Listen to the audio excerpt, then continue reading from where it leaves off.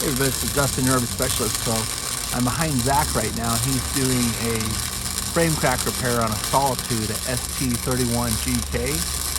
This is going to be something that's being paid for under by Lippert warranty. And how many cracks did this one end up having on it, Zach? I don't know. This job is muddy. It's not. It was fixed prior by somebody else, and then I'm fixing a crack that's a crack caused by them. Oh, okay.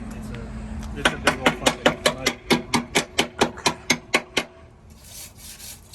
So somebody else did a repair that wasn't correct or wasn't per that bulletin? Yeah.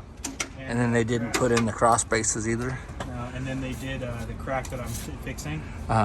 Was a crack that was super small, superficial, and it was actually from undercut where they were running the welder too hot. So it had nothing to do with that. Okay.